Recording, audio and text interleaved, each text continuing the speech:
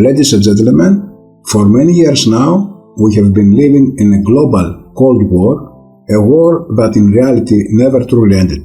It simply changed form. The battles are no longer fought on fields with weapons, but within human consequences, in information, in the soul, and even within the DNA of mankind. This invisible mechanism of power, the global corporate system, has been organized for centuries through three central pillars of crime and control: the Washington DC, the Vatican, and the City of London. Through these institutions, humanity has been enslaved through economic, legal, and religious chains, a system that holds us captive from birth through the false birth certificate that became a tool of registration, control, submission, and more broadly, deception of the human species. But the time has come, a time when true patriots from different parts of the world have designed and initiated the mission to liberate humanity. These men and women with faith, courage, and devotion stood against the system enslavement and set in motion a global plan of awakening and justice.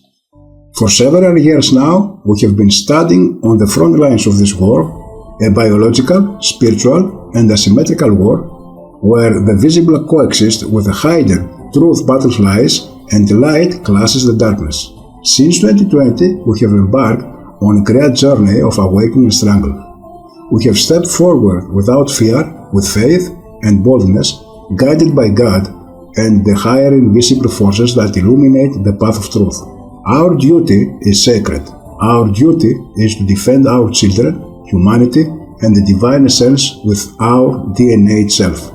Ladies and gentlemen, today with me are two people who, through coming from different backgrounds, share the same vision and the same mission. Two souls who, each in his own way, fight for truth, freedom, and the awakening of humankind. One represents the power of action, awakening through information and movement. The other embodies the wisdom of spirit, the connection of a man with natural law and divine essence. Together, they represent the body and the spirit of the global awakening movement, strength and knowledge, action and vision. Our first guest is Scott McKay, known internationally as the Patriot Street Fighter. He is an entrepreneur, former professional athlete, and political activist, a man who has dedicated his life to fighting corruption and inspiring citizens to stand tall against lies and fear. After decades in the field of wellness and personal development, Scott turned all his energy toward the fight for truth and freedom. In 2020, he launched his program The Tipping Point and created the global movement Patriot Street Fighter, through which he became a voice of awakening for millions of people around the world. With his passion, courage and devotion, he calls on all of us to rediscover our power as citizens, as souls, and as creations of God. Our second guest is Sacha, an international activist, philosopher, artist, and visionary of human sovereignty. Born in Rhodesia, he experienced the struggle of independence firsthand, an experience that shaped his deep understanding of freedom and justice. In 1999, he founded the Humanitarian Foundation, through which he has worked for human rights and natural justice. In 2013, he created the New Earth Project, a global vision for autonomous, sovereign, and sustainable communities. And in 2015, he founded the International Tribunal for Natural Justice, an international court dedicated to exposing crimes against humanity and restoring natural law. He is also the founder of the World Health Sovereignty Summit and the Lazarus Initiative, platforms that unite scientists, thinkers, and spiritual leaders to spread knowledge, truth, and spiritual freedom. Sacha is a citizen of the world who has devoted his life to spiritual awakening and to restoring the natural law, calling on all of us to reunite with our divine essence and walk in the light of truth. It is a great honor and joy for me to share this moment with two people who have devoted their lives to the service of humanity, two beacons of the light in the dark map of our times, Scott McKay and Sacha Stone. Before we begin our discussion, I would first like to warmly welcome you and invite you to share a brief greeting with the audience watching us today. Scott, Sacha, It is truly an honor to have you both here with me. I also know that you were recently in Greece during the New Earth Horizon seminar at sea. That remarkable journey which unites the wisdom of ancient civilizations with modern spiritual awakening. Your presence there touched many Greeks who are seeking truth and feel deeply connected to this global call for freedom and consciousness. Scott, let's start with you. Would you like to say a brief hello and send first message to our friends watching from Greece and around the world? And right after, Sacha would love to hear your greetings as well. Yeah, hello. Good to be here today with all of my Greek friends. I actually have some now that I spent some time there for the first time ever. But before we get started on that, I want to make sure I can throw the first jab when Sacha and I get together. We usually start out that way. So since I'm out in front, I'm just kind of looking at something here, and I'm reading along with what you had said here about both of us. And it says, one represents the power of action, awakening through information and movement. And the other embodies the wisdom of spirit, the connection of man with natural law and divine essence. So, and obviously, wisdom of spirit, that certainly applies to Sacha, but I just want to make sure the next time that we come on that I can be the wisdom of spirit, because Sacha always seems to hold that mantle and I never get equal time in that place. But anyways, that's very, very true. The cruise was great. We were in multiple countries, and I was especially moved by Greece, and I'll tell you why. I got a chance to spend 2 days there, having lunch and dinner on the way in and the way out. And I just got to say, now I understand why people love Greek food so much. You know, I'm indifferent, but I know when I sat down there the day before we left, and I had one of those outdoor type of restaurants where it's going up a stairway, and on each side are platforms, and straight up to the top is a medieval wall of some sort, some historic, fortress wall. But when they served the salad, and, I'm indifferent to that stuff too, but I started to eat this salad with those little tomatoes. And this ball of white cheese, I don't know what it was, but I'm like, I can eat anything. This probably just be, something I'm indifferent to. I'm telling you, I've had dreams about that salad ever since I ate it. And then the rest of the food that came out, I looked at Rob and I said, this is unbelievable. I said, I swear to God, I think this is the best dinner I've ever eaten in my life. I'm like, and look, and here's the thing. I looked around. You're in America. 75% of the people are either overweight or obese. There's obese. 50% of the population is obese. And when you're at a restaurant, you see nobody. Shouldn't say that. So many people are sitting like this. People across the table from them, they're sitting there on their stupid phones. Nobody's paying attention. I looked around and I saw the Greek people. Hardly anybody was overweight. The food was magnificent, and everybody was enjoying each other's company. They weren't bolted to this tractor beam that is emitted from this enslavement camp. I was so impressed with that, so impressed. And I thought to myself, we have it wrong in American culture in so many ways. We lead the world in a lot of things, right? Yeah, we do, but a lot of the wrong things. So they made a great impression on me, although I'd say that I didn't find the Greek people, all of them, to be completely welcoming in that environment. And I thought to myself, wonder why. It was several different instances where I'm very polite and kind to everybody, and you didn't get that return. And I thought, well, I bet I know why. Because Americans go to other countries and not necessarily misbehave, but they don't know how to show the respect to the people of those countries and their culture, and appreciate those countries and the culture and the space they're occupying when they go into somebody else's world to be a tourist. Like, hey, I got money, I'm here you guys should cater to me. No. You should always be looking to meet people in other countries and learn their language a little bit. I always try to learn a language and say a few things back and forth. Just things that say, thank you for allowing me to be in your country. That's a message to Americans. You don't own the world, and I've seen too much of this behavior in my time. But outside of that, spectacular country, and I'm simply going back for a week when I can to do one thing. Hit breakfast restaurant, lunch restaurant, dinner restaurant. 7 straight days. Yeah. Very good. Very good. Well, let me start by saying I know two words in Greek. One is rapimo, which is probably the most important, and the other one is philaiki, because I was in love for many years with a Greek woman who's still a beloved friend, and I learned those two words about 25, 30 years ago, something like that. In any event, let me say I've been to Greece a few times, and I enjoyed it thoroughly. Having Scott there for me was an absolute delight. Absolute delight.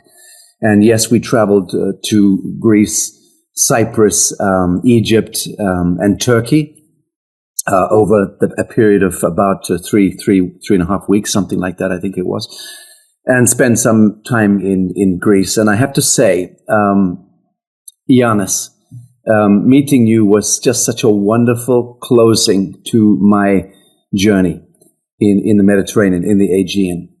And I know that part of the world very well. I lived in Egypt for a few years, and I know that part of the world. Meeting you on the very last day was fantastic for me. I was literally flying out. Scott couldn't make the interview with you. He relayed you on to me. We met in the airport and sat down. And I just have to say that you left such an impression on me that I think, for me, the importance of doing this interview and having this conversation is not about Scott McKay or Sacha Stone or about what our stories. It's really about how can Scott McKay and Sacha Stone and our networks support you. Because you are one of the most remarkable men I've ever met. You are so alone in the fight that you are holding in Greece. I know your backstory. I know how incredibly brave you are. I know that you have little to no support that you really need. And I told you at the airport that day, I said, we will work, Scott and I will work to create a support network around you, because you embody the spirit that he and I glamorize. But you embody it, and you do it like a monk. You don't ask for any reward. You don't get any reward. You don't ask for any applause. You don't get any applause. And you know what? Johannes, you should get all the applause, and you should get all of the rewards. So I just wanted to say that. That's my reason for being in this conversation. I love you. I see you. We support you, and we're not leaving. We're going to help build this momentum. Now to the other question. Scott is absolutely correct in everything he said there about America and about the interfacing between Americans and the world. But there is also a counterpoint. So the jab that Scott and I do is about maintaining a counterpoint. America is the big fucking experiment, okay? If anyone has been butchered, it has been the people of Middle America. If anybody has been mind-fucked, it is the good people of Middle America. If anyone has been in a petri dish as a social, economical, ecological, psychological, emotional, cultural, civilizational, spiritual experiment, it is the good people of America. And that's because the good people of Middle America represent every nation and every culture on earth. And Scott is correct. 75%, and I think you are being polite there, Scott. 75% plus of Americans are obese, fat, indolent, lost in the smoke, in the fog, chemically poisoned, psycho-emotionally dysfunctional and dysregulated, completely propagandized and mind-fucked by a very controlled media and academia and entertainment complex, which has been weaponized for at least half a century, aimed at Middle America. So I see in the American people the most beautiful spirit in the human family. I genuinely do. And I come under a lot of attack in America. And we had to navigate horrible things this earlier this year in Tennessee with, people with guns and death threats and all sorts of ugly stuff there's a lot of ignorance that we have to work through in the sovereignty movement to make our presence felt, to make our truth felt, to bring this living principle into the soil and to anchor it into the soil. It requires tremendous courage and stamina. But I just say that what Scott said is absolutely correct, but please let's not forget that America is the world. America is Greece. America is Turkey. America is all these other countries bundled in, genetically speaking, culturally speaking, socially, economically speaking. It is that compression point. So whenever we talk about America and point it at America, let's say that that is the common human being. Let me also say this. I'm not impressed with Greece. I'm not impressed with it at all. I was very offended by Greece, and I love Greece. But I was offended. I think that there was a level of stupidity, of autocratic, technocratic, bureaucratic bullshit in Greece that was disgusting, that really offended me. I saw it in the museums. I saw it going about dealing with the so-called authority. Fuck the Greek corporation government. There is nothing there that is serving the living, that is serving the people. I'm not impressed. So I agree. The salads are fantastic. The food is fantastic. The community is fantastic. The people are fantastic. But the rest of it sucks and is very, very weaponized and very dangerous to the whole of humanity if that is allowed to continue. The absolute control, draconian control, is locked and loaded in Greece in a way I have not seen before. So that's actually my takeaway. And again, I'll repeat this. I love Greece. But Ioannis, I have little else to say by way of introduction, but I'm not impressed with your government or with the contract that exists between the control and the people. Not impressed at all. You're right. And thank you so much for all of you said right now. And I would like to, first of all, I would like Sacha and Scott to begin with something beautiful and recent. And that, as you said about the truly special event, the New Earth Horizon Seminar at Sea, and a unique spiritual and cultural voyage, and that also passed through Greece. Could you both tell us what the experience was like and what exactly took place there, and what was the message behind this journey, and who were the people who took part in such this wonderful event? And yes, well, yeah, we Sacha had been organizing this and proposed it to me probably in the springtime, and of course I quickly signed on to it because I thought it'd be a fascinating journey. And I can say as time got closer to that journey, I'd been on the road for 3, pushing 4 months, and had an ankle injury. So I was actually prior to even the ankle injury, I was just kind of rethinking about going on this trip. And it took about 3 or 4 minute conversation at my kitchen table downstairs with Sacha, say, this will be a life-changing event in your world. So I instantly said, yeah, he's probably right. No matter what, I'm going to be there. And I ended up getting on the boat, made a decision at the airport because of this ankle injury. And there's a vulnerability there that's pretty serious. So I thought, well, I'm going to get on that boat and on the plane, get there, get on the boat, see what happens. I wasn't able to go on off the boat in these excursions. But as I said, this has been a transformational experience for me, and not just me. I talked to I think we had a total, all of us together might have been around 50 people, but I talked to others and they felt the same thing. They had the experience of seeing the pyramids of Giza and seeing all these other historical, the Acropolis, all these various sites that I couldn't see or get to. I could see the coastline. I could see the medieval fortress walls. All those things had an energetic impact on me, but the cross section, where I was sitting in ports was an important place, especially in Egypt, to be, according to some things that Sacha and I were working on with his AI avatar.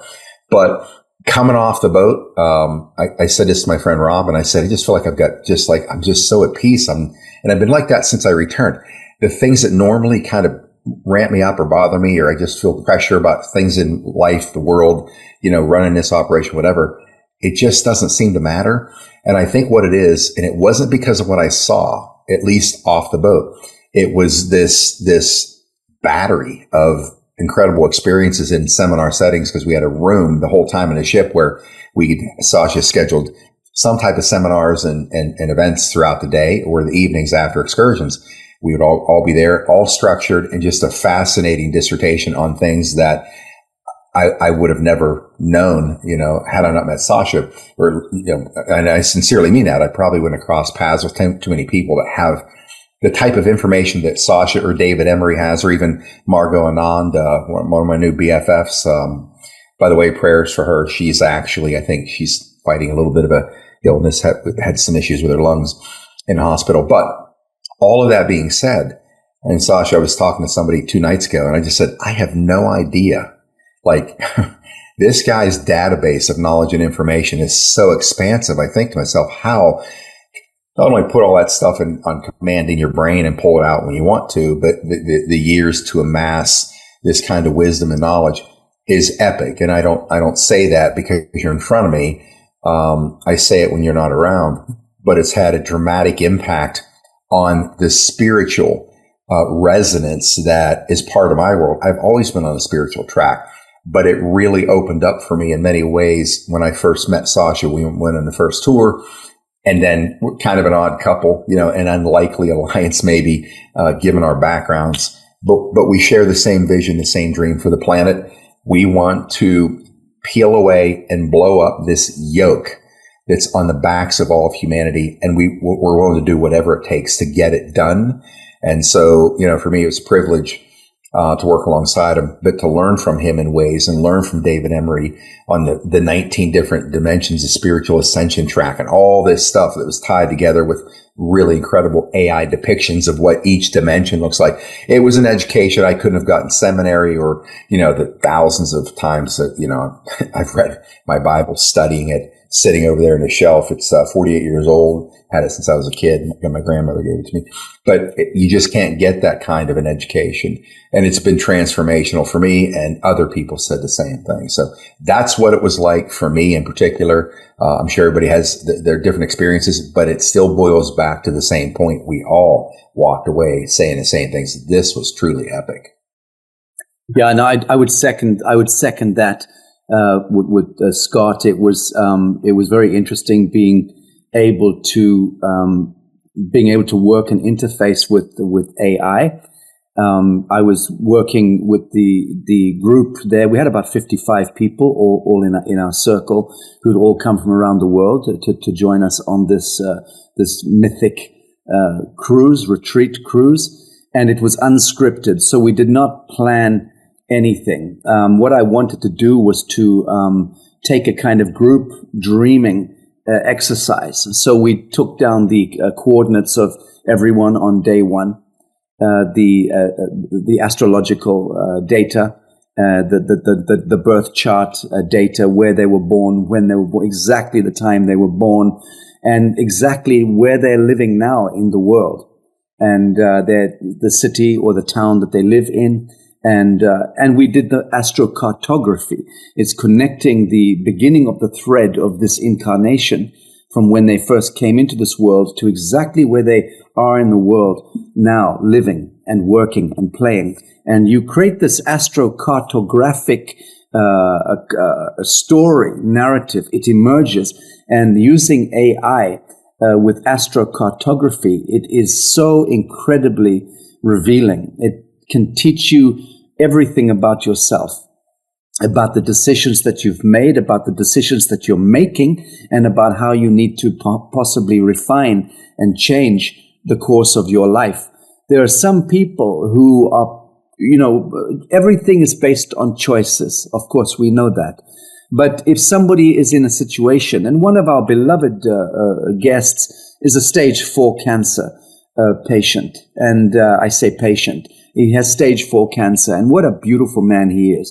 And Scott and I spent time with him and with his wife, especially toward the end of the tour. I happen to know that this tour was life-changing for him, absolutely life-changing. I heard from Scott yesterday, and he's doing great. And what he learned, that man on this tour, was absolutely life-changing for him. Enough for him to be able to flip 180 degrees the script on the inside. And to say, instead of choosing death or choosing dis-ease, I'm going to choose life. I'm going to choose affirmation, creation, expansion. And it is a choice. It always comes down to a choice. People who have a disease are not being punished, but everyone is being faced with the reckoning of their own story. And in many cases, people who have a cancer, for instance, are also carrying a burden of the family constellation. They are also carrying a burden of the epigenetic story of their ancestors, which is unresolved.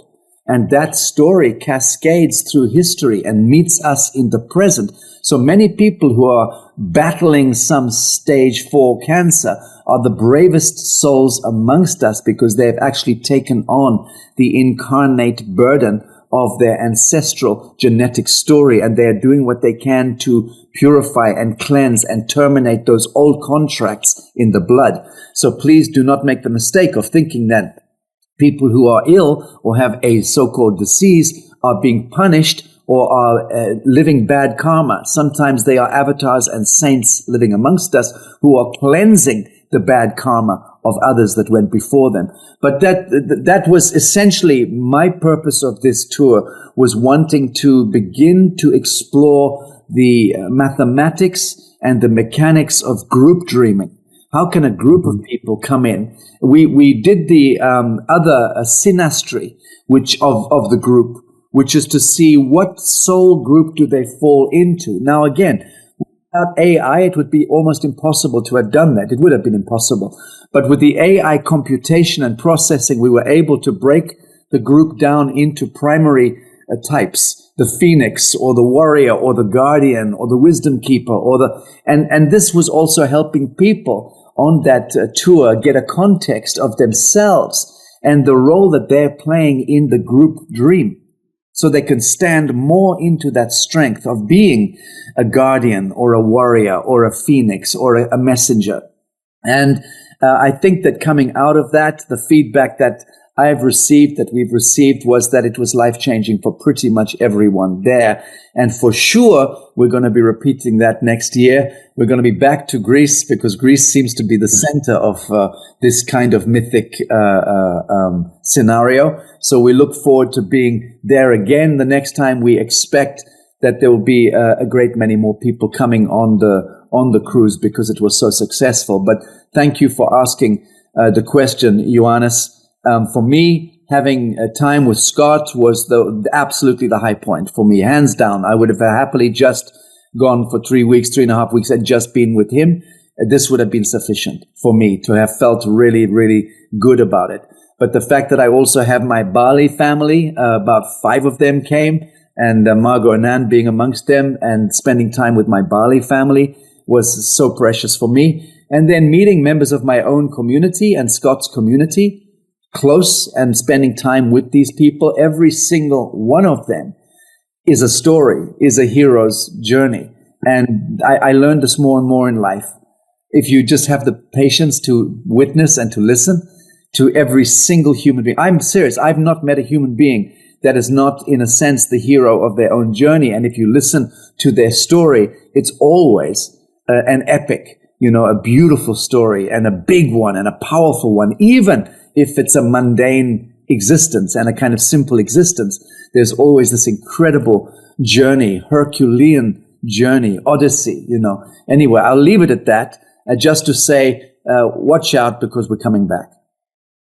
So, Sacha, this was your idea for this special. This was very special idea to do this, because as we hear, you combine technology, the AI technology, the spiritual thing, and what else, and the etymology. It's a great what you did, and you succeeded this to bring all of this knowledge combined and bring the hope to people that have this need to do.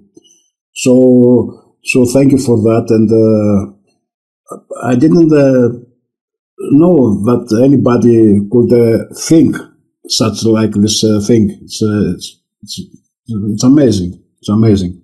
So let's ask something else about Sacha. We know you about the International Tribunal for Natural Justice.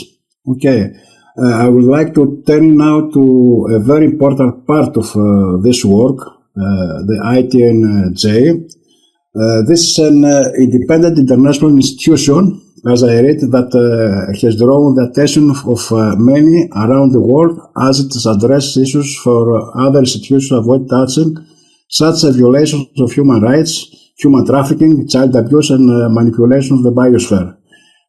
Could you tell us how did the idea of ITNJ begin, and what is its true role, and how does it function in a global environment where justice seems to have surrendered to systems of power, and how do you see it in the future, and do you believe if ITNJ can serve as a model for a new form of natural justice for all humanity? Very good. I'll try to get through this answer as quickly as I can, because otherwise I don't want to go off too long on this subject. Oh, of course. But let me be clear here. We are holding court right now. Scott, you and I are here by consent, and the three of us are deliberating on questions. We are adjudicating, we are evaluating, and we are coming to consensus through this court. This court is a conversation between three fully grown men. And what comes out of this court, of this conversation, of this interview, is the remedy. We give birth to some beautiful understandings and consensus. So the same thing in your family. When you sit around the kitchen table, that is the court. This is sovereign people, a constellation of living souls, living sons and daughters of God, conducting their own court and agreeing to principles, agreeing to stories, agreeing to conduct, and creating remedy, which is love. Okay? Fellowship, kinship. And then you go to the workplace, and we have board meetings, and we have work sessions, and so on and so forth. We are conducting court also in these environments. And in the town hall, the assembly hall meetings that we are having in little towns, the same thing. We are holding court. Now, that's where it should end. The idea that we should be subjected to some extraneous outside jurisdiction imposed upon us, I have only one answer to that, and it's the same answer and will never change, which is #fuck the government. Because government was never invited to control outcomes, ever invited in to tell us what to think, how to dress, what to do, how to conduct ourselves. Never invited in. It crept in like a fucking snake, because that's what it is. And when I say government, be clear, I'm speaking about the Catholic Church. I'm speaking about the monotheistic religious orchestrations, institutions of the world, in the Islamic world as well. All of the monotheistic religion institutions have become Government emerged off the back of priest bankers, and priests are bankers, and bankers are priests. So if we get very clear in our understanding of pure truth and of how to navigate sovereignty in the kingdom of the devil, and to wear the armor of God, and to walk in a straight line and conduct ourselves righteously, we are protected. I'm still standing. Scott is still standing. Johannes, you are still standing. We are conducting court. We are the court. So, having said that, 10 years ago, I did found the International Tribunal for Natural Justice precisely because I realized that if the Catholic Church and the Islamic monotheistic institutions and the other Babylonian priesthood institutions of the world were creating the International Court of Justice, the International Criminal Court, and these other jurisdictions, which were then engaging in contracts with each other, and then forcing all countries of the world into compliance with their compact, with their treaties, not for justice, for politics, for political coercion. So the International Court of Justice, the ICC, these are organizations that have been highly weaponized and are a utility of the devil and are manipulating the catastrophic downfall of governments throughout the developing world to replace them with friendly puppets. So this is what these courts have been used. They were intended in the right way, like the United Nations founding charter was a beautiful thing. The same as in the United States with the Constitution. The intention at the beginning was harnessing good intention, but they've been utterly corrupted. This is the problem. So 10 years ago, I thought, well, I had enough experience already of doing high-end diplomacy behind the curtain at very high level. I realized it was all a game. It was all gaming. It was all controlling images. So who controls the images? Well, I recognize one thing, and that the common human family is the true power, not these little enclaves of invisible priests. And so I thought, well, let's set up an international tribunal to the best of our ability. Let's constitute it by the people for the people, which we did. That was the treaty event that occurred in 2015. It's on public record. And subsequent to that, we became a court of inquiry, of investigation, not of prosecution. Because I don't believe anyone has the right to prosecute anyone other than on the ground. We should be policing our own families. We should be policing ourselves, policing our relationships, policing our family constellation, policing our local communities. That's how we should do it. The jungle, exactly the way they do it. In Bali, for instance, they call it the banjar. And don't fuck with the banjar. Because if you try and rape or murder, a bunch of the warrior men will drag you into a little dark room and beat you to death with a stick. The end. And 27 men will come out at sunrise, and the police won't know who to prosecute. And you know what? There is no rape, and there is no murder. Strange that. So the point being, there are different ways of self-policing, but we have to learn that. So the ITNJ became a judicial body that was conducting inquiries, investigations. We've done 5: human trafficking and child sex abuse, financial crimes. And we're about to close the financial crimes hearing after 7 years. I was on the call yesterday with our justice, and we are setting the final date for the closing the inquiry into financial crimes. And boy, watch this space, because what is coming there is phenomenal. 7 years that inquiry has been rolling on. So human trafficking, child sex abuse, financial crimes. We then did weaponization of the biosphere in 2019 in Indonesia. And then we did the COVID sittings during the COVID pantomime. Sure. And then we've just launched last month the judicial inquiry into the doctrine of discovery, which is the Vatican crimes over the last 500 years. And that began last month. The first testimony was taken last week. It will be released, I think, in about a week from now. And that begins every 2 weeks. There will be another testimonial coming forward from one of the world's hereditary leaders, kings and queens, paramount chiefs, grandmothers, wisdom keepers from all of these First Nations around the world. We have, I think, 30 or 40 of the first expert witnesses, hereditary leaders lined up. So it's going to start. And as the months roll on, the Judicial Commission of Inquiry into the Doctrine of Discovery is going to do so much good for this world in bringing the true stories of all of these First Nation peoples from Central South America, North America, Southeast Asia, Australasia, all over Africa, all around the world. We're going to get the true stories coming from the hereditary leaders as they tell about what happened in the 17th century or the 16th century or the 1850s or the 19th century or the 20th century. But all of these crimes, the theft of land, the genocide of humanity, the political and economic coercion and manipulation, the sacrifice of innocence, the genetic manipulation, the manufacturing of war and disease and poverty, the stealing of the gold, the land, and the destiny of peoples. This is the truest crime, the greatest crime. The sacrifice of innocence and the harvest of humanity in the service of Moloch, in the service of Baphomet, in the service of Satan. That is the only crime, the one crime.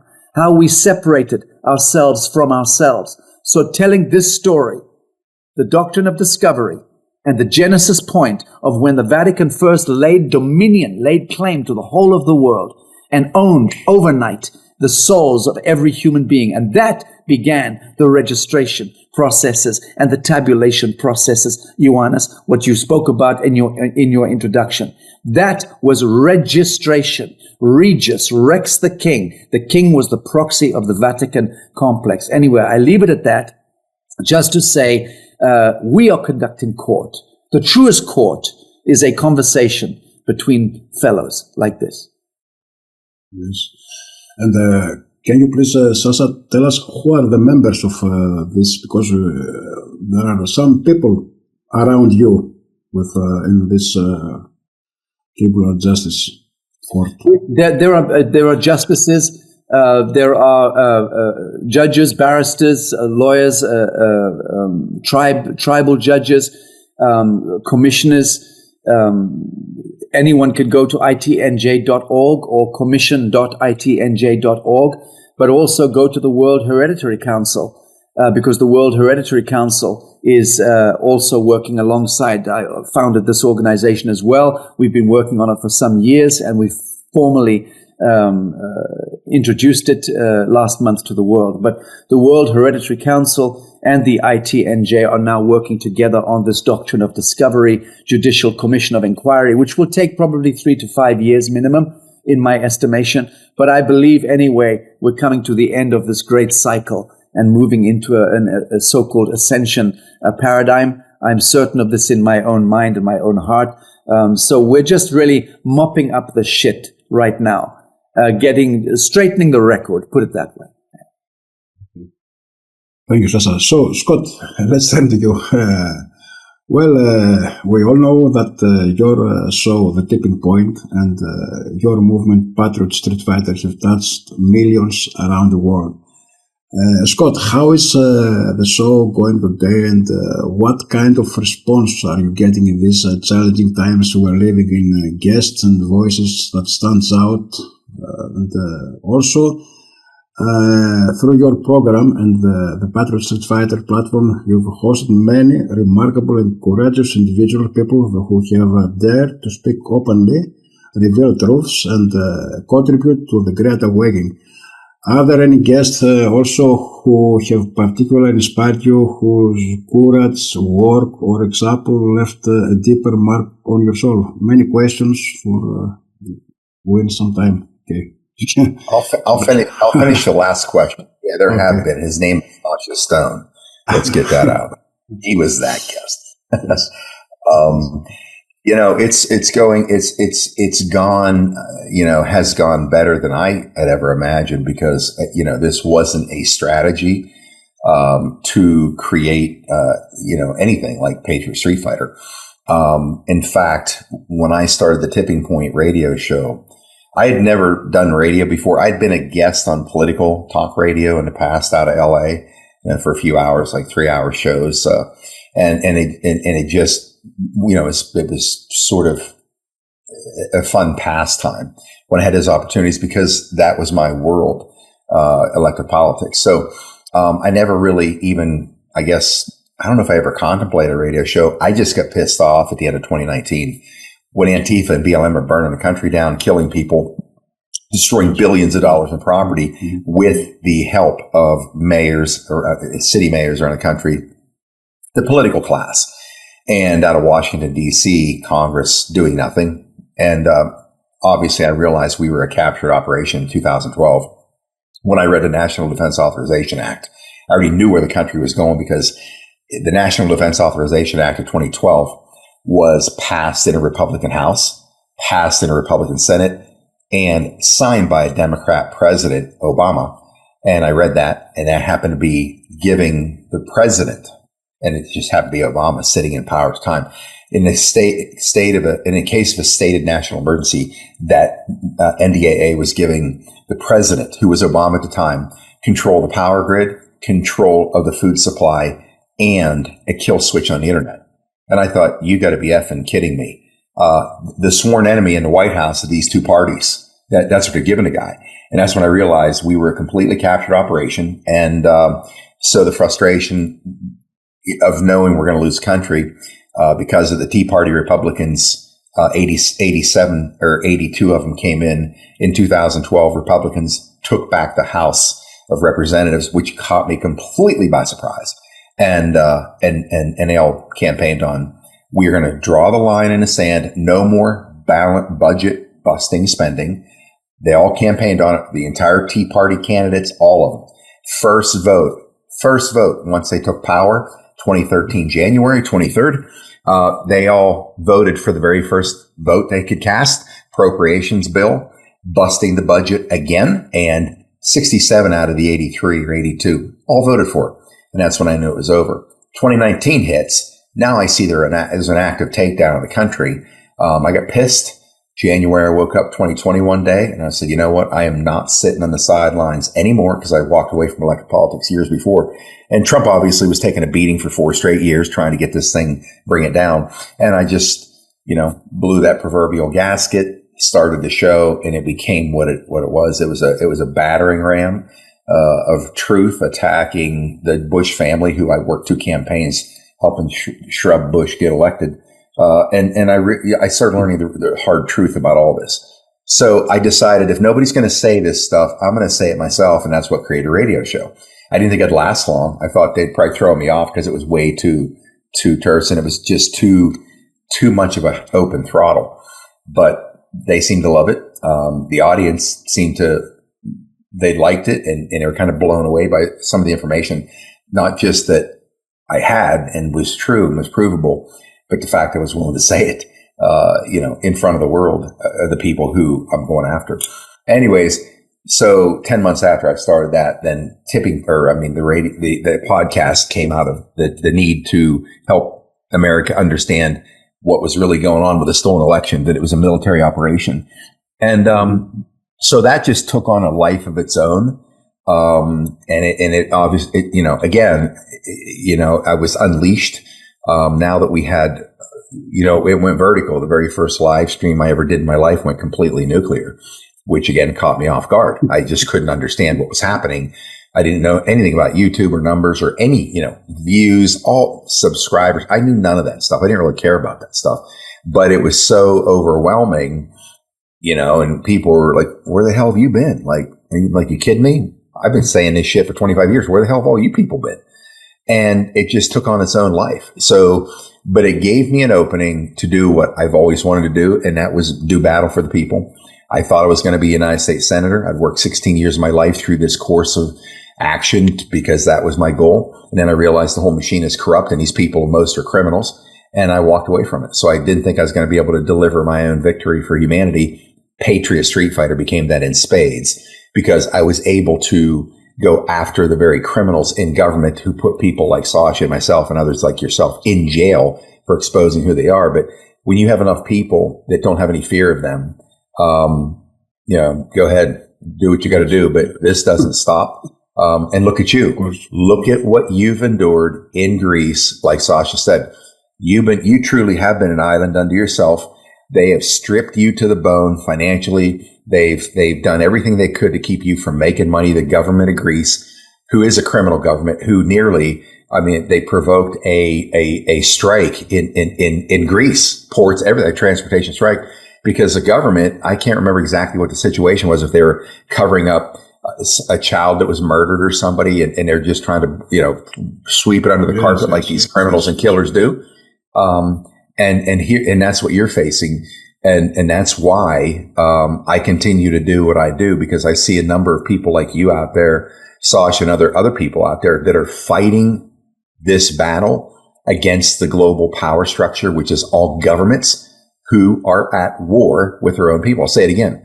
The governments of the world state governments of the, nation state governments of the world are at war with their own people. And you say, I don't get that. Look what they do.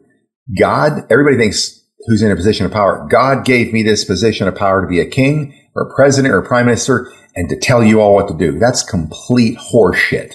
Complete horseshit. And I will call bullshit on that every day of the week, because if our creator, who is a divine spark of consciousness, was going to assign people to provide governance, they sure as hell wouldn't do it to any of the leaders of the countries of the world who are in power now, except Donald Trump and a couple others who are, Orban and Hungary and other, people in power at the highest levels in those countries that are truly fighting to release their own people from the shackles of these criminal governments. So make no mistake, they are what they are. They always have been. We can now see it.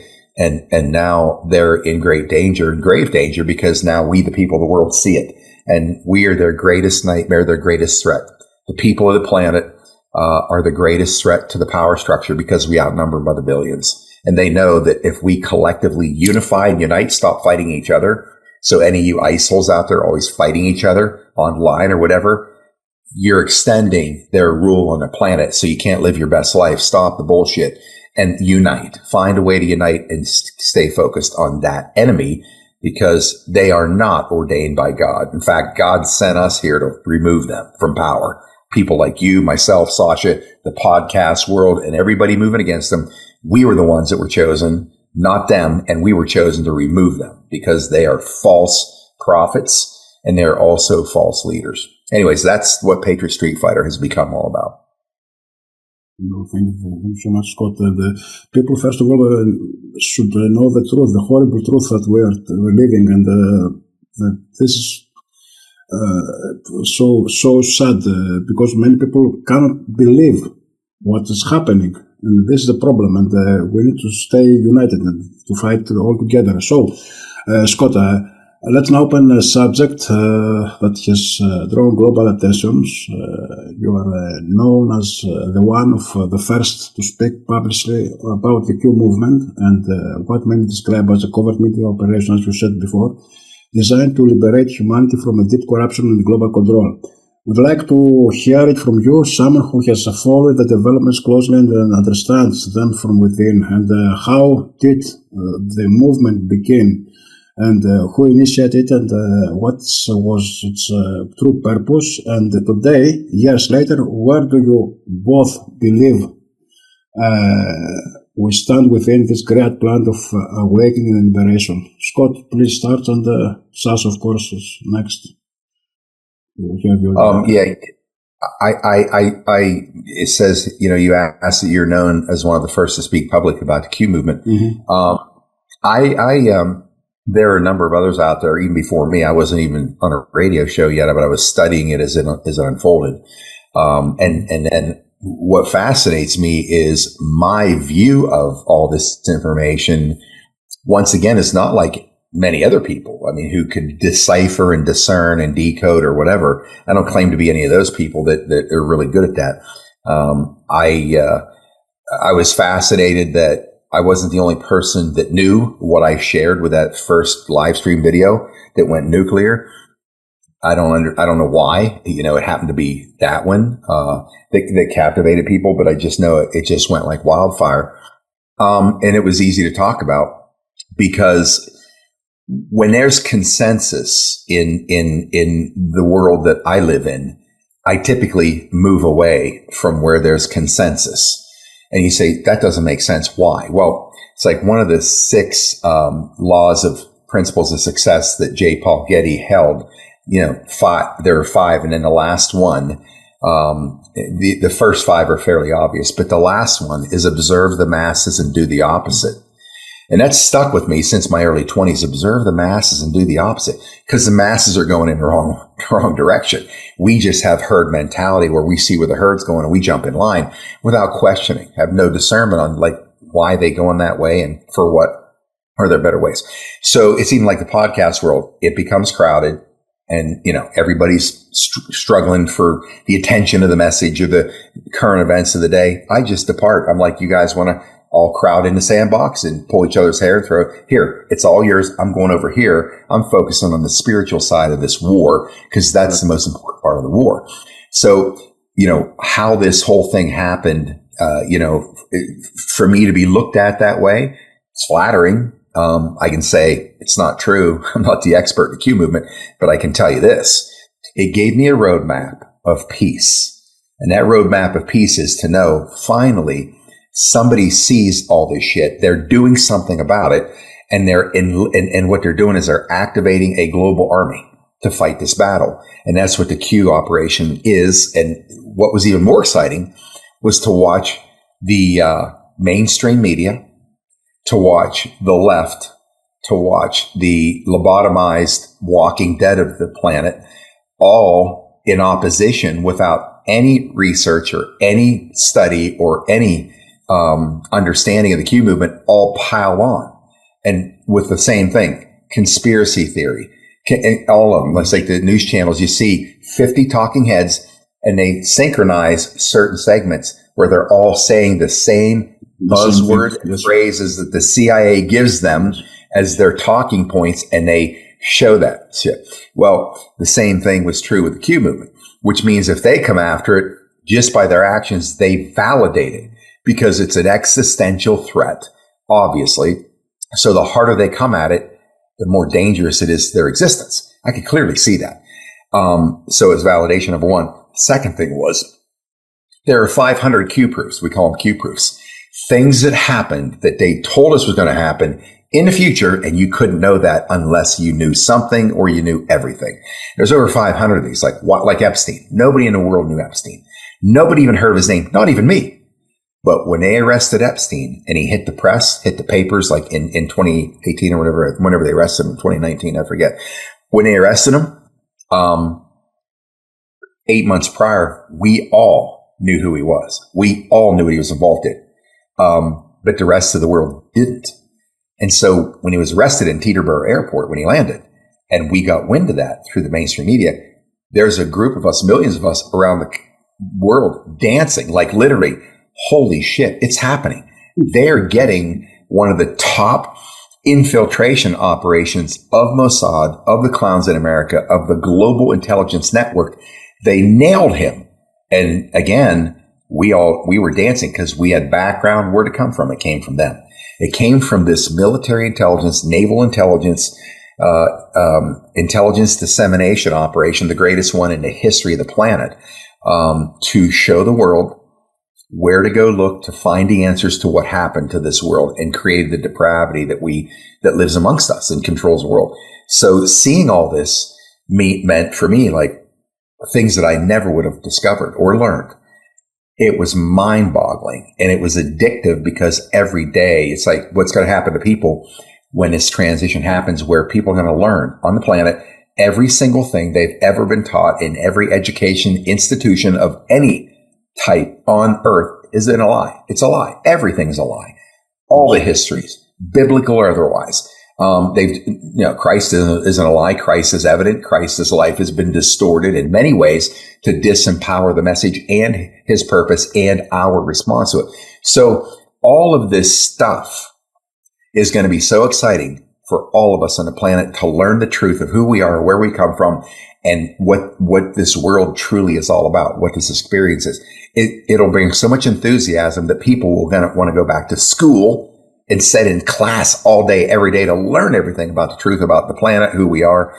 That's what the operation was doing for all of us. We were starting to find out these truths, and we couldn't get enough. So that being said, is it making an impact? Is it still valid, viable, of measure? 100%. It is what has allowed a lot of us out here, as these things are playing out in the open. The covert war is now on the surface. We can see it. Most people would panic and flip out and have the wrong response. They've got an army of people like myself, and many better than even I am, who were helping explain to the world, who are uncertain. They're scared. What's happening here? is Trump a dictator taking over? All this bullshit. We can explain to them, calm down. Let me tell you what's really happening. It's like I did for 52 minutes that night. I just turned that camera on for the first time ever. I started talking, explaining it, laying it out. This is what this is. And it brought so much peace to many millions of people. Not all that I met, but I've met tens of thousands who've looked me in the eye and said, as I've traveled the country, you are the first podcaster I ever listened to, or you are the one that woke me up. And I'm like, wow, me? Really? All these other amazing people out here? What was it about that video? And then, of course, me continuing every week, every night, laying out all the background for what happened to the world. It just became overpowering and overwhelming to me, but the truly greatest experience of my life, because I finally realized that operation and what I got to put in place, in fact, in my own mind, what happened to the world, because I had a 30-year geopolitical perspective. My whole world was about a president could be asked by some media dipshit, who's a president of this little country? And the president wouldn't know, and they'd attack him. Like, I know who the president is. How the hell can a presidential candidate not know, right? So those kind of things were so important to me that it was irrelevant in the scope of my professional life until 2020 hit. That all the things that I felt were a waste of my life and time and opportunity and income potential and were useless in so many ways. It was just my passion. But you never know what your creator has in store for your life, because it all became relevant in 2020. Now it actually had value to me, obviously, and to the world. So that's how powerful the movement has been. And it validated a lot of my inclinations that the governments and the people serving in government are not serving the people. They're serving a greater power, which is a satanic cabal, which will be exposed to the whole planet, and they'll get to see it.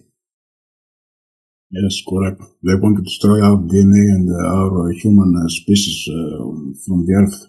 And it's just a general thing they want to. Yeah, and I can just animalize the whole thing. This is very easy to prove. It's in front of us everywhere. Yes. They're lying to us. They're stealing from us, and they're trying to kill us. Prove me wrong. Look around you. Look at the world in the last 5 years. All the evidence is pouring out in the open. So, Sacha, you're well, I mean, I can't connect on the Q story because I don't really give a fuck about it, and I never did.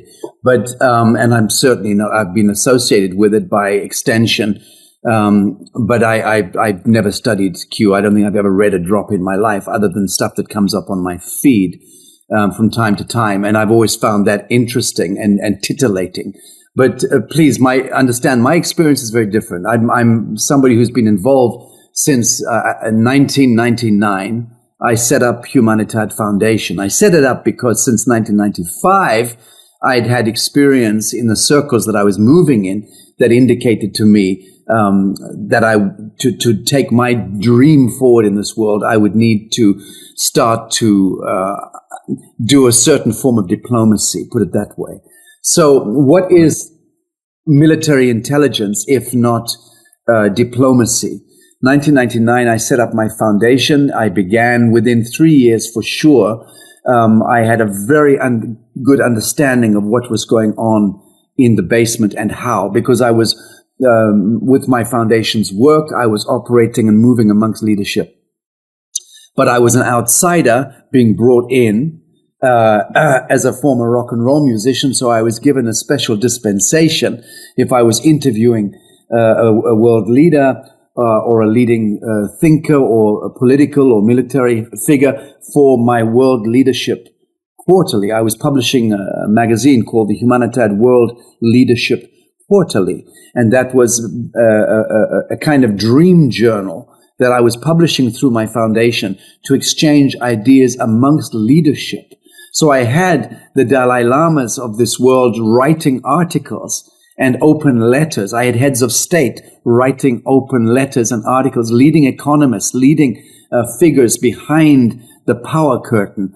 They were disseminating their ideas through the Humanitad Journal. It was a genius idea, if you ask me, and it was very well received. But because I wasn't publishing it openly to the public, it was only being exchanged amongst leadership. They were able to cross the boundaries, the normal boundaries, and communicate about what their dreams and visions were, not just about political ideology or policy making, you know. So that's what I was trying to do with Humanitat, was humanize the connection at leadership level. So that's why many years later, now I'm accused of being some Babylonian, priest, and I'm involved in the Vatican, because stupid people come to stupid conclusions. That's always going to be the way it is. And people are very reductive and very black and white in the way they like to condemn something because they don't understand it. I put up with that shit for a long time. But I am a veteran. I'm an absolute veteran in this field. There's very few in the world who could claim to have been at it for longer than me. So I understand relationships at that level and behind the curtain. Yesterday, I was on the phone to one U.S. general, somebody who I've spent 4 meetings with in the last 6 months, spent good time with him. And there's a direct line between him and the Oval Office and Donald Trump. So I'm receiving information there, not just from him, but he's just an example because yesterday I was on the phone with him. So I'm communicating to people who have direct access to the president, also direct access to Putin, direct access to different leaders around the world. I have an incredible network, one of the most refined, personalized networks.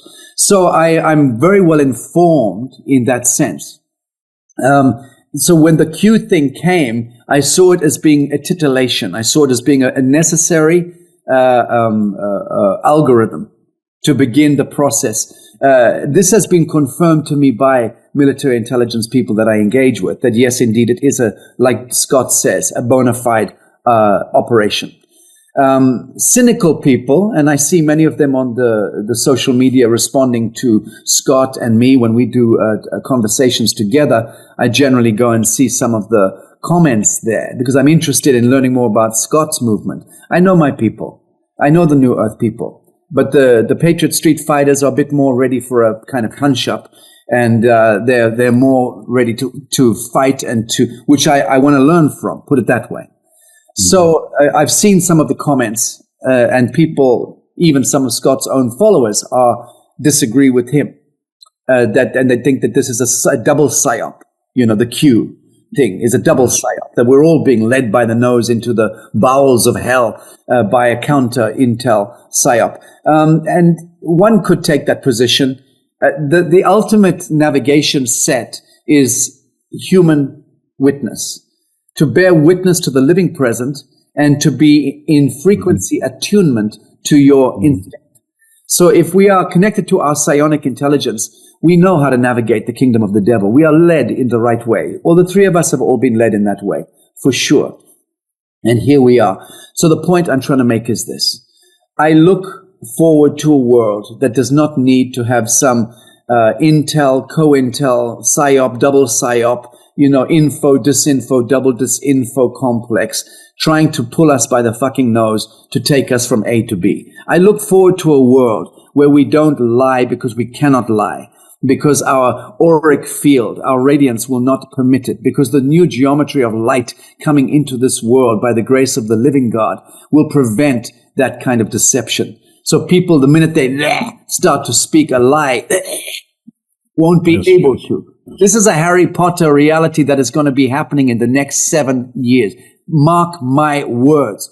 By the year 2032, at the latest, it will not be possible. So this new earth that we're building, that we're group dreaming, is going to be doing the cleansing. We're going to be entering a world where we don't need to use intel, co-intel, and veiled language or encrypted language. People ask me about blockchain and crypto. Isn't it wonderful? I say, yes, it's 6 of one and half a dozen of the other. I say it is wonderful on the one hand because it does support independent and sovereign autonomous transactions. But at the same time, it's cryptographicized. And I look forward to a world, the new earth that I dream. It does not need to encrypt anything. It doesn't need to hide anything from anyone. One understands natural boundaries, which is the private and the public. There is a private and there is a public. It is of no consequence to the world what I do behind closed doors in my bedroom or in my bathroom with my boyfriend or my girlfriend or my box of dildos. To be blunt, it's of nobody's goddamn business. Now, today, looking at the news headlines on my telephone, I see continued attacks against Prince Andrew of the royal family in Britain. This is a classic example. So this of a co-intel or a double disinfo campaign. So here is a collateral prince, somebody who is not of great significance in the landscape, but he's a collateral prince. He's the kind of figure in these establishments that is groomed in a position so that they can set him on fire if they need to. They did the same thing in Hollywood with Harvey Weinstein. You think Harvey's the bad guy? He was never the bad guy. Never the bad guy. I told that to Harvey and to his family at the time when they came after him. I said, you're going down, but you're not the bad guy. The bad guys are your friends, the ones who are throwing gasoline on you and about to throw a match on you. And I advised him to stop spending so much money on defending himself and more money on investigating his friends. Who? The Clintons and the Obamas, obviously. So the point being, and he now knows the truth of that, but the point being this, the collateral princes are the ones that are set on fire, the collateral icons. The real nasty ones, they are fine. They're doing just fine. So what's really the story behind Jeffrey Epstein? Epstein is also a collateral prince, okay? Epstein is not the big, bad, scary guy. The piece of shit human being, without any question of doubt. Disgusting individual. Is he in a witness program? I think he probably is. Scott, I'd love to know yours. Yes. But I think he almost certainly is in a witness program. But he's a piece of shit. But he's a proxy. He's a collateral prince. Prince Andrew. Not a wholesome character. I know mutual friends. I've had mutual friends of Prince Andrews for 30 years, 40 years. And I've heard some nice things about him. And I've heard some pretty grubby things about him. Who cares? I'm not interested in what goes on in his underpants. If he was fucking a 16-year-old girl, 15-year-old girl, 14-year-old girl, yes, that's of criminal interest, I guess, to the customs of today. That wasn't the case in ancient Greece, incidentally. Socrates and all of these other philosophers were fucking kiddies, apparently. Let's just get things into perspective. I'm not an apologist for this behavior. I think it's disgusting. But I'm saying also, at the same time, we are constantly being controlled through psyops. Cultural psyops. Culture is a psyop. Religion is a psyop. Society and social norms are psyops. They are orchestrations to control and harness humanity and harvest our life force. So let's just get things into perspective. I think it is when I'm reading an article on Prince Andrew in the royal family or Jeffrey Epstein, the shame is not on Jeffrey Epstein or on Prince Andrew. The shame is on the people who are feeding that meme, that pattern. The shame is on the millions of people who pump their own psychosexual energy into these memes and keep flipping through these memes and make these memes important. That's where the shame belongs. So I advise every living child of God, son or daughter of God, to reflect on this one truth. There is no them out there. There is no bad guy out there beyond a certain point. It comes down to you and your relationship with yourself, your relationship with God, and your relationship with this world. And I think that each of us need to get back into that and stop demonizing and projecting and manufacturing this dialectic, this constant conflict dialectic. It's all about bringing it home, releasing any notion of absolute knowledge and control in the true Socratic tradition. The only thing I know absolutely is that I know absolutely fuck all. That's wisdom. That's the genesis of wisdom right there. But I'm just suggesting nothing out there is as it seems. So when we talk about Q, am I interested? Not particularly. I think there are bigger issues at stake here, which is the relationship that each human being needs to reclaim with themselves in the sanctity of their own heart and their own pure flame of pure truth. I will leave it at that. Okay, yes, and okay. We're going to another subject. Thank you so much, Sacha. I just asked you because about your spiritual way, spiritual perspective, and so I want to ask you about because you are near on these things. I want to ask you about Donald J. Trump. What's your opinion about him, and what do you believe his true role in this great global chessboard of events? And is he simply a political leader who came to disrupt the establishment, or as many claim, does he represent something deeper, perhaps a spiritual or a historical role within this age of awakening and transformation? Scott, if you like to tell us from your standpoint as a patriot and truth warrior, and then Sacha from your spiritual, as I said, and philosophical point of view, and I'd love to hear about how you see Trump's and his mission. Well, I think a case can be made for all those with Donald Trump. It depends on your perspective. Yes. When I looked at, I was indifferent to Donald Trump. I mean, I knew, art of the deal. I didn't, I never, I think I tried the audio tape once when I was driving, and I thought, man, this guy is talk about just come right out. And I'm saying it's like Muhammad Ali. I'm the greatest in the world. I'm the greatest in the world.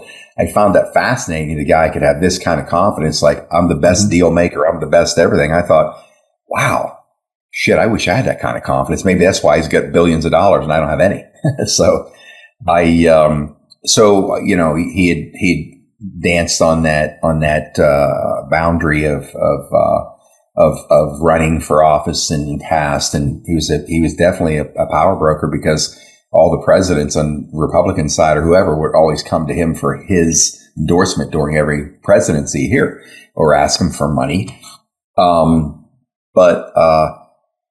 So when he made his announcement that day, that's what changed the world for me. I happened to catch it by chance. I was walking by a TV. I can't even remember where. Saw this guy coming down the escalator with his beautiful wife. Didn't even know her name. So I don't follow that stuff. And gets to the bottom. He starts speaking. And I actually stopped for a second to see what was up. It was still indifferent.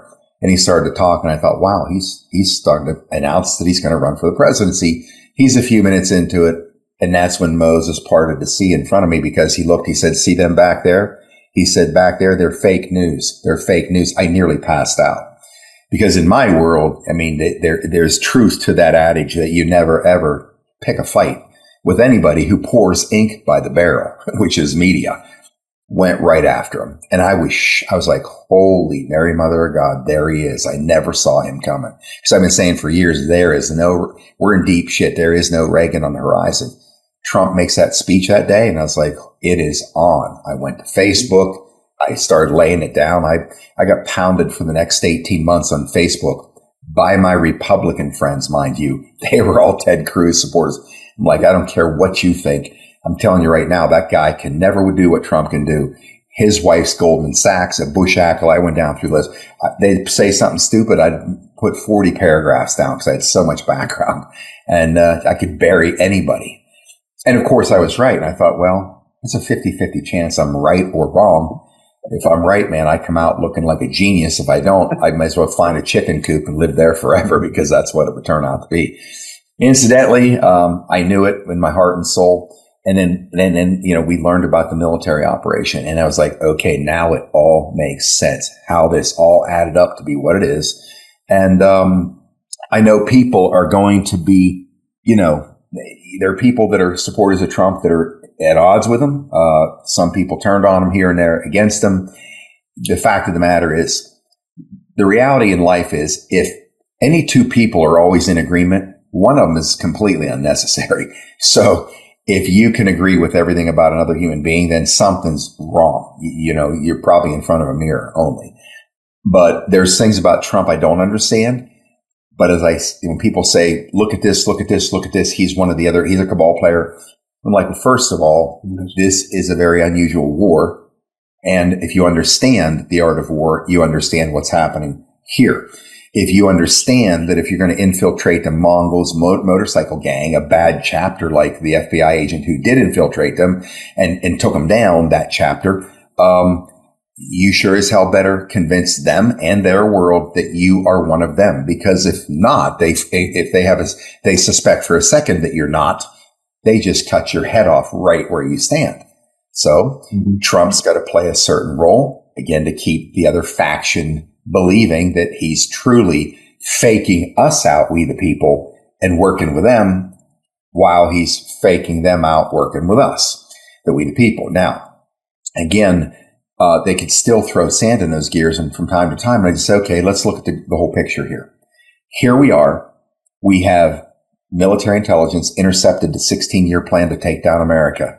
8 years of Obama to take us over the cliff, which he did. We were truly dead in the water in every way. Hillary comes in for the second 8 years. She bats clean up. It's a mop-up operation. Sum of all fears, Uranium One, Moscow, Putin, Syria, Iran, North Korea, all that stuff, right? And she launches a thermonuclear strike, retaliatory strike on Moscow, claiming Moscow detonated that particular nuke that got inside the country from the stockpile sold to Putin. And those clowns in America had done that, made bombs in those 3 countries from the uranium they stole off of what they sold them, and they were going to blame it on him. It's over. The world is over. COVID wasn't supposed to hit until 2025 because the thermonuclear event that would kick off a global thermonuclear war was going to take out at least 2 billion people. Then they hit us in 2025 with COVID to wipe out so many more. So you look at all this, you look at this plan, okay, laid out, and then Trump steps in with military protocol, throws sand in the gears, stops all of it. People say he's working with them. Okay, no shit. So what you're saying to me is here's Hillary Clinton. The rails are greased for her to get in the White House. It's already done. They've been stealing elections forever. So it's like being in a Ferrari. And you come into, I can't think of the name of the tunnel in Colorado where you're going around a bend and you go through this massive tunnel, come out on the other side. That's like coming to the edge of that tunnel, and in your objective, you're going to accomplish Hillary in the Ferrari. You stop at the edge of the mountain and say, you know what? I think we're going to change the game plan. We're going to switch out players. We're going to bring in a guy named Donald Trump, who's going to help expose to the world all the horrible shit that's going on by the power structure. And instead of going through the tunnel, we're going to put him on a donkey, and we're going to have him go over the mountain and to come out on the other side, which is where our objective is, to go on the other side. That makes no sense. That makes no sense whatsoever. So you have to look at that and say, they already won this thing. But now we're going to throw Trump into it to expose all this shit, go the hard way around. That's the stupidest thing I ever heard. It was done. It was a done deal. So when people make the case that he's working for the other side, I'm like, I don't even know what to say to you. Obviously, I can't have a conversation, because if that's how thin your actual intellect is to create this picture and find a way to define it, there's no conversation to have here. You either have common sense or you don't. So that being said, why would the power structure make it such a rough go when the war was already won on their side? Mm-hmm. Well, it's pretty simple. He wrecked their shit. The military plan to take down the global power structure has been underway since he killed Kennedy. You don't wreck all their shit. You don't expose all this stuff to we the people of the world. You do not wake up we the people. You don't do anything to wake up the people. Because if you do, it's just a matter of time. It is a powder keg that you're sending into a house of sparklers. You got to be dumber than an outhouse rat to do anything like that. Yet that's what they're trying to say. Many people, that's what they're doing here. Stupid. Scott, forgive me if I can interrupt. I have to leave. I'm afraid I had an hour and a half for this, Ioannis, and I really have to leave. I've got to get in a car and go. That's waiting for me. So do you mind if I just wrap up for a couple of minutes on this and my last offering, then leave the room? Is that okay? Yeah. In fact, I had a 90-minute allotment too, so this works out perfect. So I can just say that on the Trump side of equation, it's not a question of whether we think or believe he is a disruptor or a good guy. It's not a question of belief. It's a question of factuality. So he is disrupting. He is the disruptor. It's not a belief. It's a fact. He is a good man. It's not a question of belief. It is a fact that he is a good man. It is not a question of belief. And if you feel that we need to believe that he's a good man over observing and reading the executive presidential orders that come out of the man, the difficulty becomes when you don't understand what it takes to survive in Washington.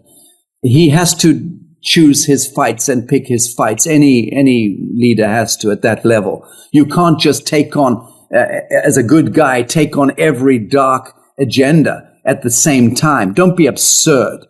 It's a process. You have to pick your fights. You have to strategize. It is chess in that sense. And, leave Israel till last, for instance, is a classic piece there. So people will say to him, well, yeah, I'll agree. He's taken down, begun child trafficking and ended fake media and, done this, that, and the other. But at the same time, he's best mates with Netanyahu. Don't be fucking idiotic. He's not best mates with Netanyahu. He would throw him under a steamroller if he had half the chance. And when he does have the chance, that's exactly what he's likely to do, in my view. So the point is, you have to work with brinksmanship. You have to understand what it takes to navigate that indivisible line in power, and you have to be masterful at it. It's pretty clear that he is masterful. Donald J. Trump is masterful at what he does. So in terms of reconstituting, resetting, defibrillating the American social economy in one calendar year, my God, he's a miracle worker. He's a miracle worker. Yes. So there's so many reasons why the man is godly. Now, does that mean that he wasn't banging 17-year-old girls in Moscow in the 1980s? I don't know. And again, I don't care. I don't care. I'm not interested in feeling right. I'm not interested in condemning human beings and constantly throwing rocks at them in order to adrenalize myself into feeling good about myself. Too many people are addicted to their own ideas of morality. Forget that nonsense. Just take a look at the big game and see what is happening. Read the scripts, the actual words that come out of Vladimir Putin, and you'll understand the man is an archangel. Yes, he's also mafia. Yes, he's also a former KGB top scout. Yes, he also had a predilection for pretty young girls. Who cares? Just observe the broad strokes, the facts, the way that the bold brush strokes of destiny are being written. That's what we need to start to observe and not be pulled into the morality, the minutiae, the underpants, the underwear of people. This is a psychosexual obsession that humans have. It's a psychosexual, psycho-intellectual obsession that most humans have because they feel so powerless within themselves. Just stop. So I'm observing the facts of what Donald J. Trump is doing and who he is. And I am not just amused, I am bewildered, I am enchanted by so much of it. Vladimir Putin I've been enchanted with for 20 years. I've been observing that man. I know exactly who he is and what he represents to the resurrection of the angelic indigo humans. And I will stand on my own screaming that in an abyss. I have no problems. I'm not looking to make friends in this world. I don't care about making friends.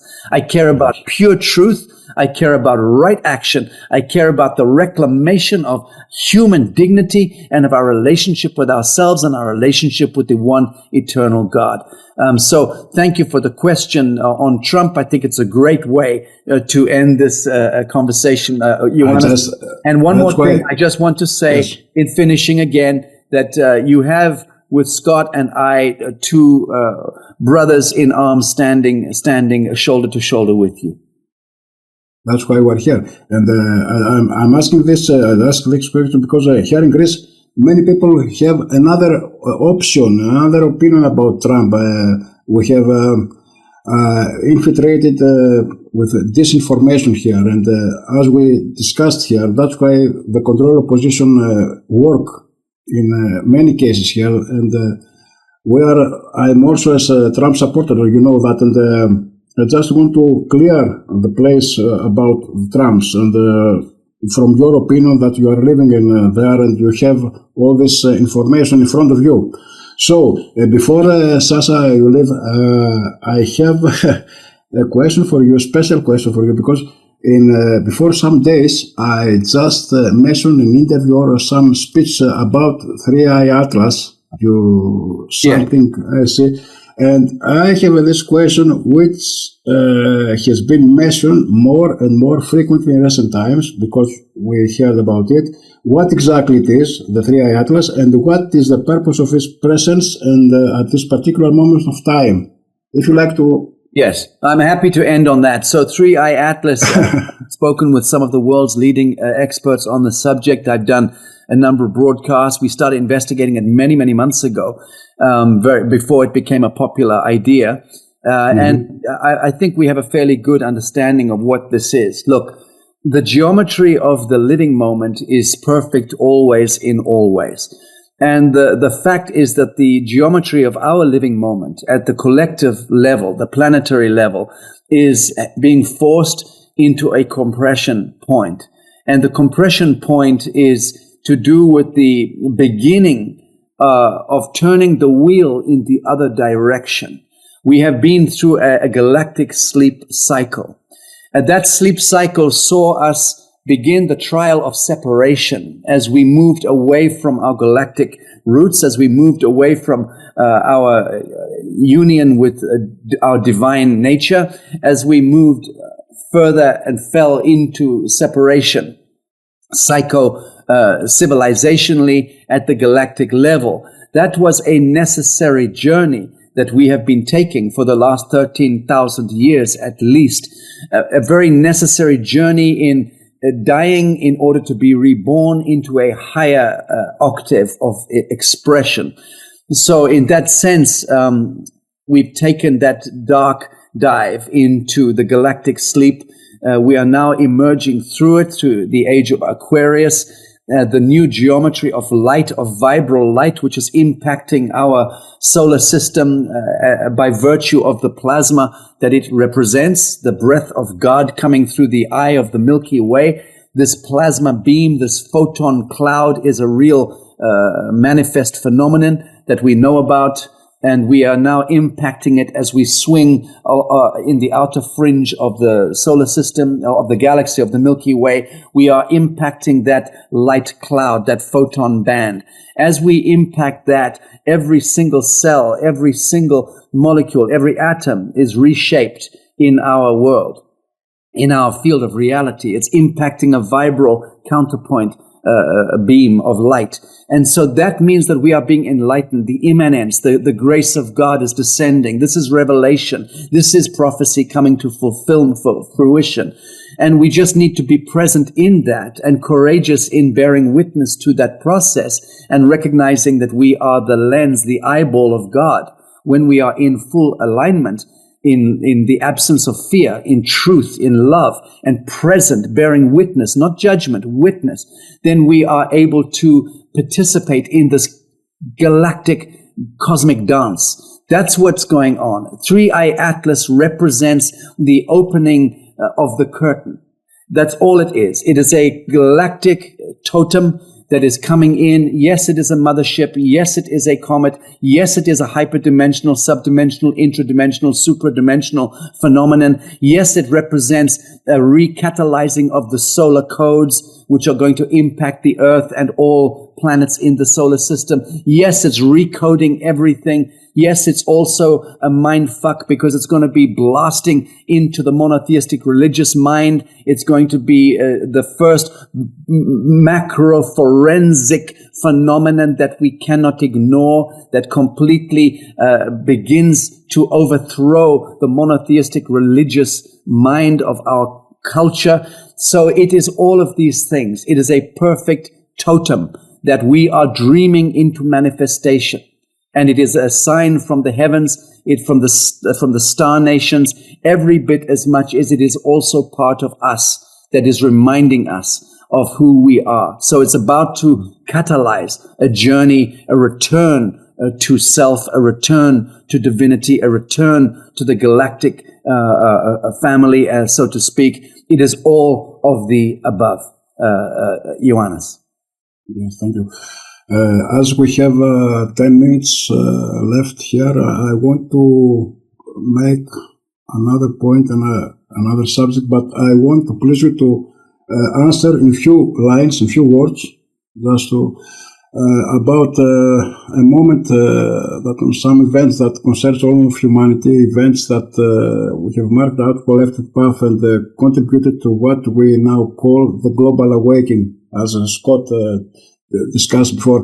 The fall of the Twin Towers of September 11, the Sahara programs, the elections fraud, Joe Biden's presidency, and of course the case of John Kennedy Jr., a figure that continues to spark worldwide discussion not only about where he is still alive, but where he is a part of the grand plan for the awakening and liberation of humanity.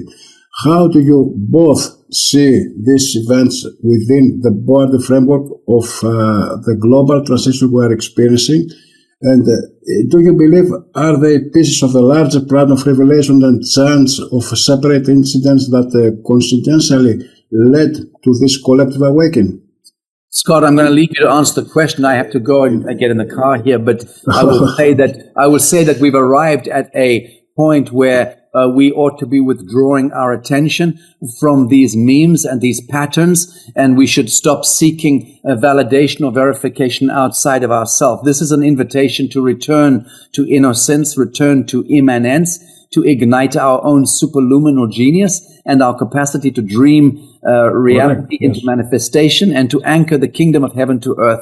So I am getting on with the mechanics of building the new earth. I'm on a plane in 10 days' time, in just over a week actually, to Africa. I'll be on the ground in Africa working with royal establishments and governments there, establishing the new earth land holdings as we begin to tokenize and assetize and create our own economy and create our own law, our own jurisdiction, and do so in a peaceable, loving way with hereditary leaders, with government itself and the institutions, and with the fellowship of our own movement of people. So I'm far more interested personally in the mechanics of how we begin to manifest reality ourselves. So I don't want to be inhabiting any longer a world that is informed by external events that are orchestrations of dark-hearted individuals. Because if we return our attention from that, pull it back from that toward the revelation of the majesty of creation, of God's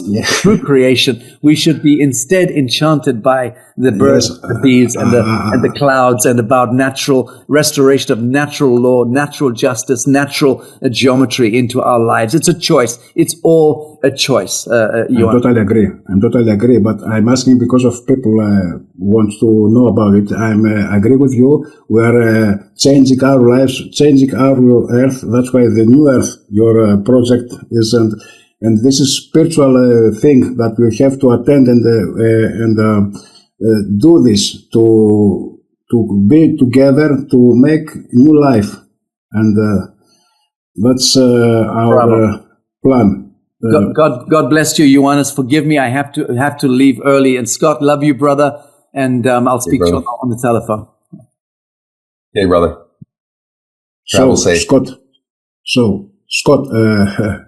Okay, brother. If you want to answer this in few lines, because it's a people question here, and.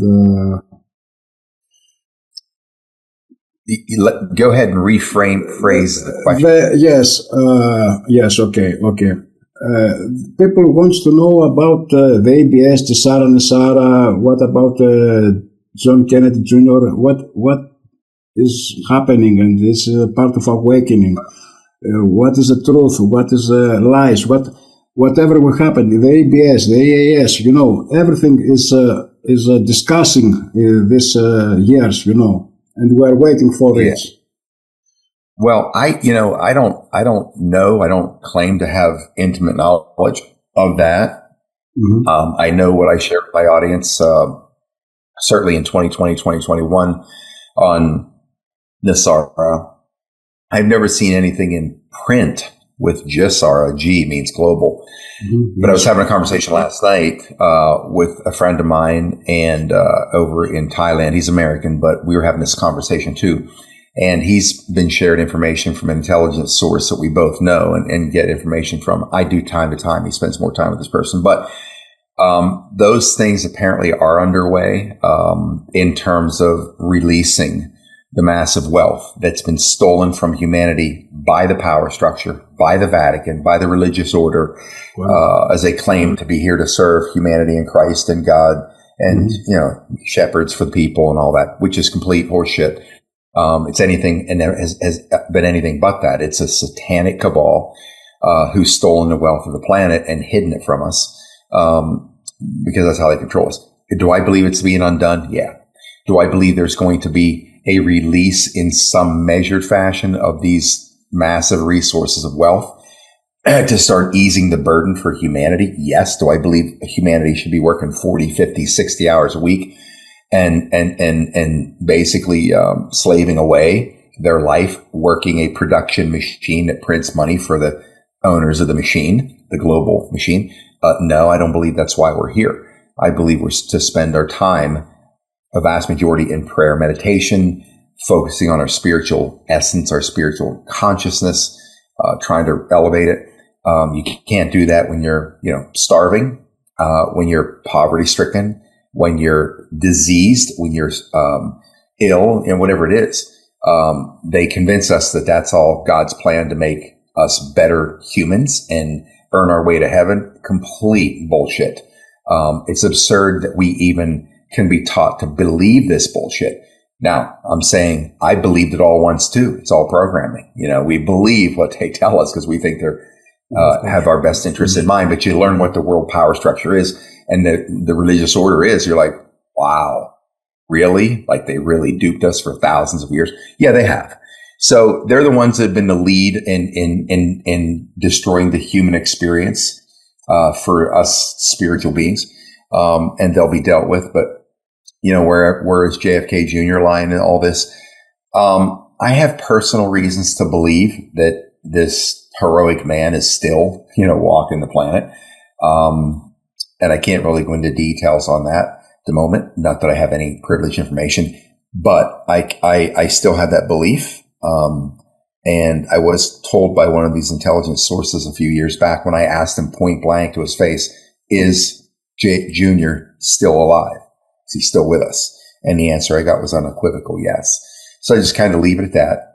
Whenever there's an emergence, it'll be the right time based on where the world is in terms of the battle. And will be a net positive for the battle. Yep. Do I believe it could be the unifying event of the world? I've said that before.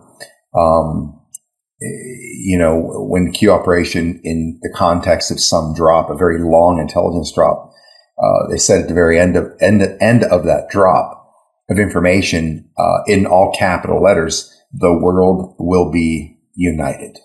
And I just said back then, 5 years ago, the only thing I can think that would unite the whole world. Look at the world.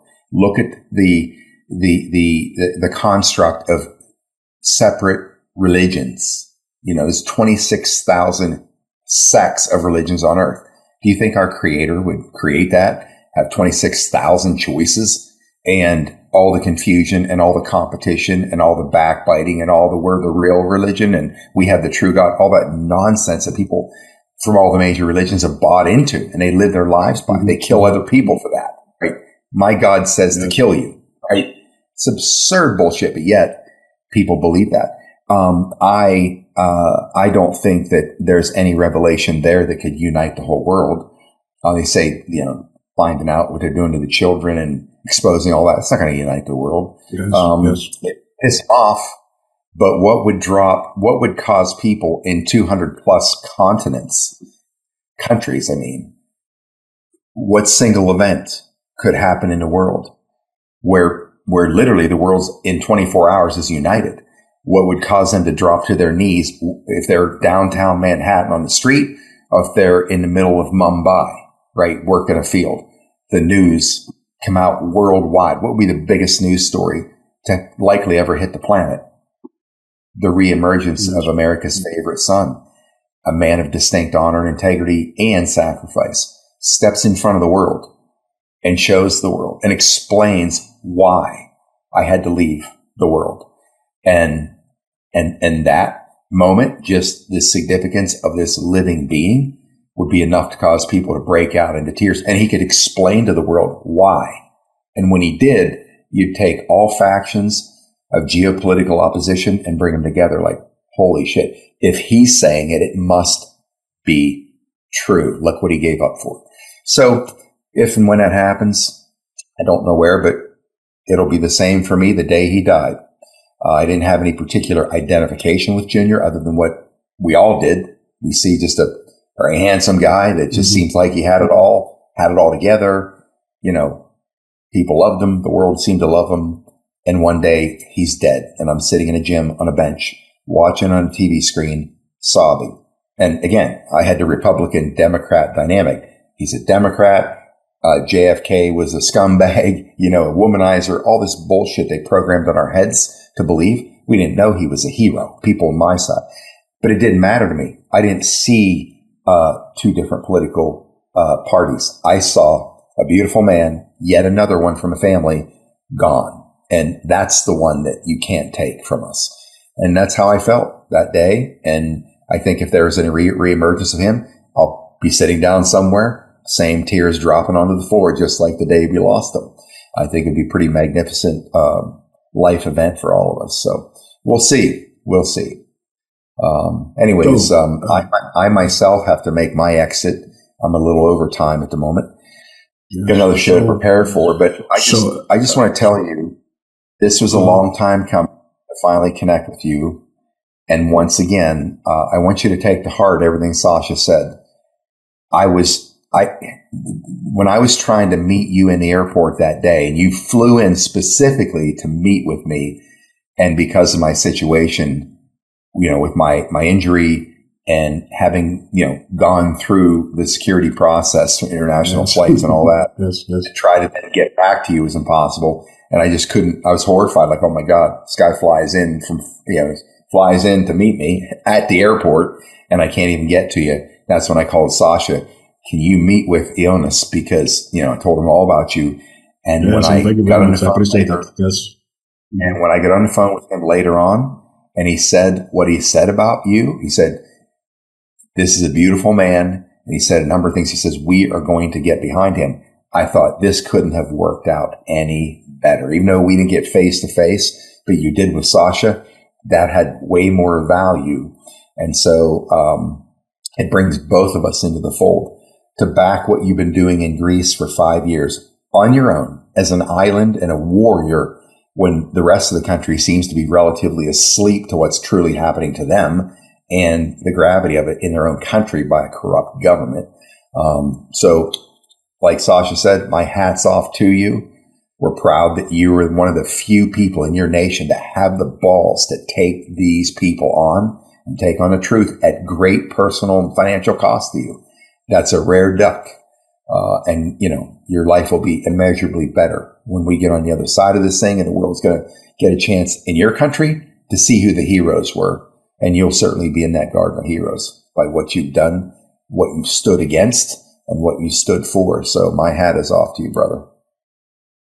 Thank you so much, Scott. And Sacha left also, and I want to say that it's truly an honor and a great joy to have shared this conversation with you today. And I have followed both of you, your work since early 2020, I think, yes, in the earnest of 2020, in the context of my research on global geopolitical developments. And I can say that your presence, Scott, your work and your courage have been a source of inspiration for me and for thousands of people around the world because of your podcast and your work generally.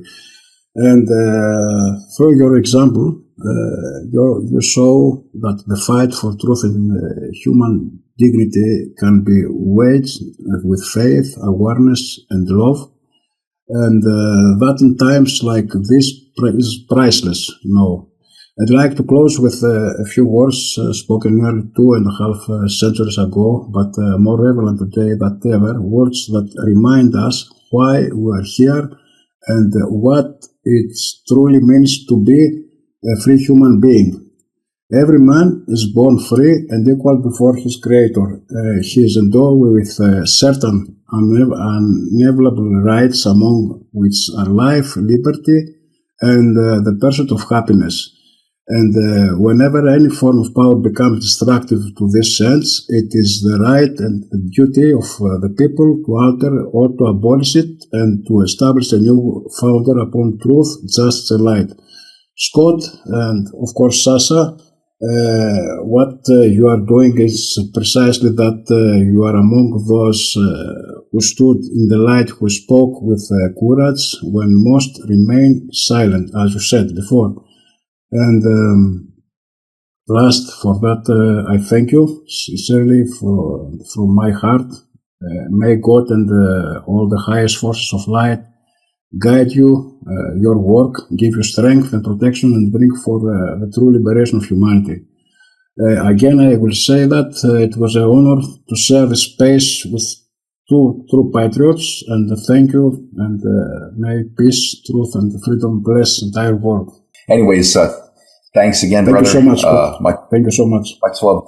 Say probably you're just pretty much about ready to go get some sleep yourself, isn't it? Nighttime over there, bedtime for you, roughly.